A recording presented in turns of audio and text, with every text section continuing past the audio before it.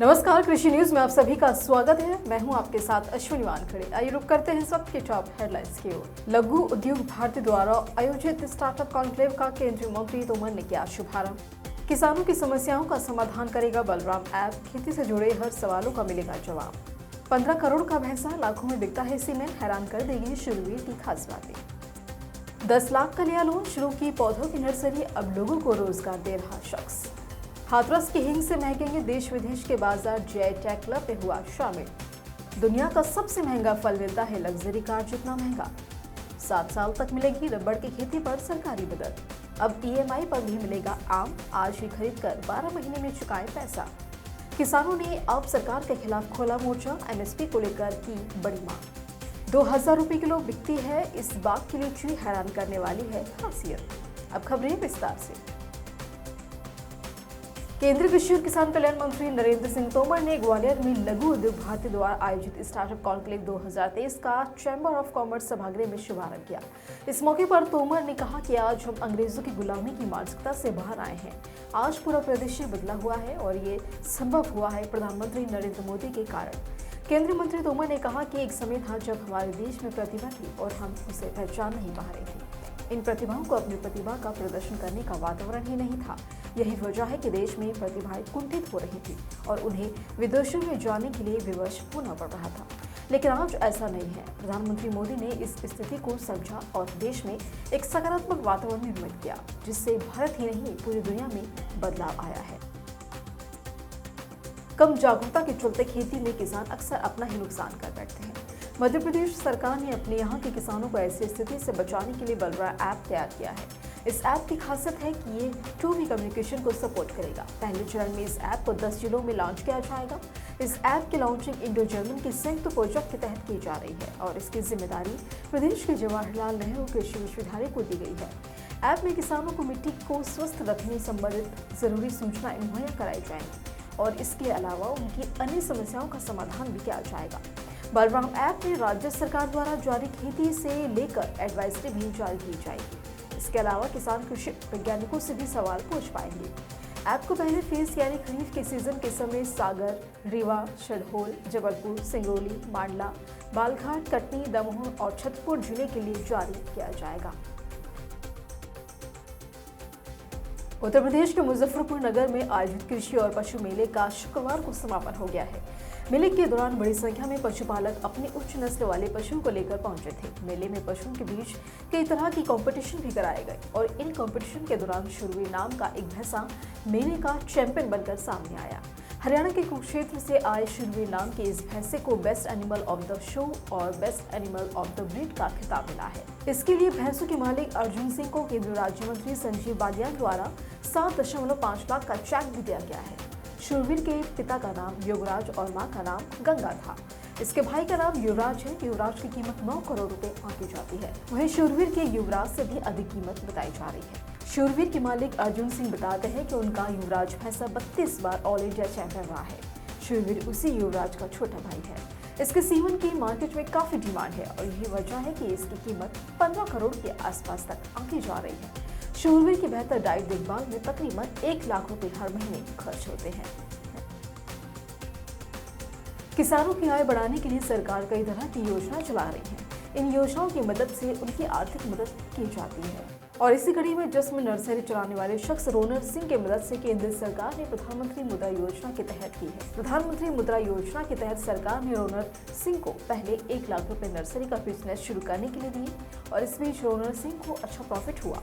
उनकी सफलता को देखते हुए बैंक ने लोन की लिमिट 10 लाख रुपए तक बढ़ा दी। किसान रोनर सिंह आज अपनी नर्सरी के बिजनेस से अच्छा मुनाफा कमा रहे हैं। इसके अलावा वह इससे 10 लोगों को भी रोजगार दे रहे हैं और फिलहाल अपनी सफलता के चलते वे क्षेत्र में लोगों के बीच चर्चा में बने हुए हैं। आपको बता दें कि देश के युवाओं को स्टार्टअप और स्वरोजगार के प्रति प्रोत्साहन देने के लिए सरकार प्रधानमंत्री मुद्रा योजना चला रही है। सरकार इस स्कीम के तहत ग्रामीण इलाकों में नॉन कॉर्पोरेट छोटे उद्योगों को शुरू करने और विस्तार के लिए 10 लाख रुपए तक का लोन देती है। भारतीय व्यंजनों का स्वाद बढ़ाने वाली हींग को अब विश्व स्तर पर पहचान मिल चुकी है। उत्तर प्रदेश की एक जुलाई एक उत्पाद में शामिल हाथरस की हींग को जीआई टैग मिला है। इस उपलब्धि से हाथरस 100 करोड़ से भी हींग कारोबार को रफ्तार मिलेगी। जीआई टैग मिलने से देश विदेश में हाथ की हींग की मांग बढ़ेगी और साथ ही निर्यात को भी गति मिलने से कारोबारियों को मुनाफा होगा। जानकारी के लिए बता दें कि हाथरस की हींग का इतिहास 150 साल पुराना बताया जाता है। जिले में हींग की लगभग 100 फैक्ट्रियां हैं, जिनसे 1500 से अधिक लोगों का सीधे रोजगार जुड़ा हुआ है। यहाँ की हींग की क्वालिटी और शुद्धता के चर्चे पूरी दुनिया में हैं। देश में एक बड़ा तबका जो प्याज लहसुन का सेवन नहीं करता, उनके लिए हींग खाने का स्वाद बनाने वाला मैजिकल स्पाइस है। हाथरस की हींग को जीआई टैग मिलने से अब व्यापारियों को विदेश तक अपने कारोबार को बढ़ाने में काफी मदद मिलेगी और इससे इलाके में रोजगार के अवसर पैदा होंगे और लोगों की आर्थिक स्थिति भी बेहतर होगी। गर्मी के मौसम में बाजारों में कई तरह के स्वादिष्ट फल मिलते हैं। 2 रुपए अधिक देने पर भी आप मौसम का सबसे स्वादिष्ट आम या अन्य पसंदीदा फल खरीद सकते हैं। लेकिन आज मैं एक ऐसे फल की बात कर रही हूँ जिसे खाने के लिए एक मध्यम वर्गीय परिवार के व्यक्ति को बैंक से कर्ज लेना पड़ सकता है। यूबरी किंग तरबूज एक ऐसा ही फल है जो लग्जरी कार से सोने के जेवरात जितना महंगा होता है। विशेष परिस्थितियों में जापान में उगाए जाने वाले इस फल को दुनिया के सबसे महंगे फल के रूप में जाना जाता है। इनसाइडर मैगजीन की एक रिपोर्ट के मुताबिक 2019 में एक युवाई खरबूजा 2.3 लाख रुपए का बिका और ये फल जापान में पाया जाता है, लेकिन देश में आसानी से उपलब्ध नहीं होता। इसका पेड़ बहुत मेहनत करने के बाद फल देता है। इसके फल के लिए नियंत्रित धूप की आवश्यकता होती है और इसीलिए इसे पॉली हाउस की तरह घर के अंदर ही उगाया जाता है। जापान में उगाए जाने के बावजूद भी ये हर स्टोर पर उपलब्ध नहीं होता है। अमीरों की मांग पर इस फल की आपूर्ति की जाती है। एक फल को पकने में 100 दिन लगते हैं। हालांकि एक बार फल देने वाले पेड़ हर 12 महीने में फल देते हैं।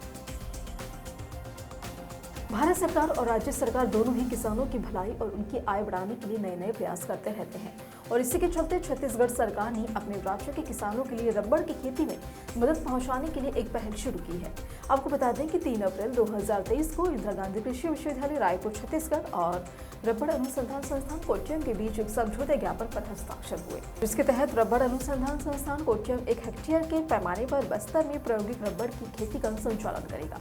छत्तीसगढ़ में रबड़ की खेती की संभावनाओं का अन्वेषण करें। समझौते के अनुसार रबड़ अनुसंधान संस्थान इंदिरा गांधी कृषि विश्वविद्यालय को बस्तर में 7 साल के प्रायोगिक उत्पादन के लिए सरकार से मदद मिलेगी, जिसमें किसानों को पौध सामग्री, खाद, उर्वरक, दवाएं और कर्मिक व्यय के लिए सहायता दी जाएगी। पौध प्रबंधन का जिम्मा इंदिरा गांधी कृषि विश्वविद्यालय के पास रहेगा और यह रबड़ उगाने और निष्कर्षण प्रक्रियाओं के लिए आवश्यक तकनीकी मार्गदर्शन भी प्रदान करेगा। रबड़ अनुसंधान संस्थान कोच्चियम के वैज्ञानिकों ने पाया कि बस्तर की मिट्टी, जलवायु और भू परिस्थितिक अन्य चरों के साथ रबड़ की खेती के लिए काफी उपयुक्त है। अब आप रसीले आमों का मजा भी EMI पर खरीद के ले सकते हैं।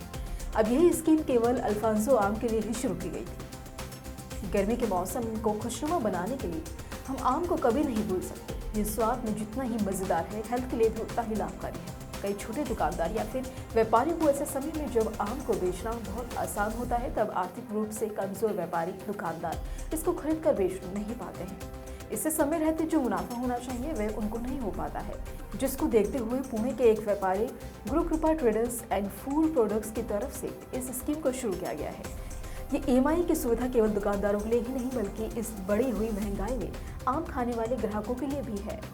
ट्रेडर्स के मालिक ने बताया कि उन्होंने ये स्कीम इसीलिए शुरू की जिससे सभी को मौसम के रहते आसानी से आम उपलब्ध हो सके और हम उन्हें ये सुविधा EMI के माध्यम से उपलब्ध करवाते हैं, जिससे आम के शुरुआती दिनों में जब इसकी कीमतें आसमान छूती हुई दिखाई देती है तब भी हर व्यक्ति तक आम को पहुंचाया जा सके। इस योजना के लिए ग्राहक को न्यूनतम 5,000 रुपए के आम खरीदने ही होंगे। इसके बाद ही आप ये सुविधा का लाभ उठा सकते हैं। फसलों की उचित कीमत नहीं मिलने से पंजाब के नाराज किसानों ने मुख्यमंत्री भगवंत मान की सरकार के खिलाफ मोर्चा खोल दिया है। किसानों का आरोप है कि व्यापारी उनको धोखा दे रहे हैं और उन्हें उपज की उचित कीमत नहीं दे रहे हैं। मानसा के भेली बागा गांव के किसानों का आरोप है कि उन्होंने 700 एकड़ में शिमला मिर्च की खेती की है, साथ ही 200 एकड़ में खरबूज की फसल उगाई है, लेकिन व्यापारी फसल को सही कीमत पर नहीं खरीद रहे हैं।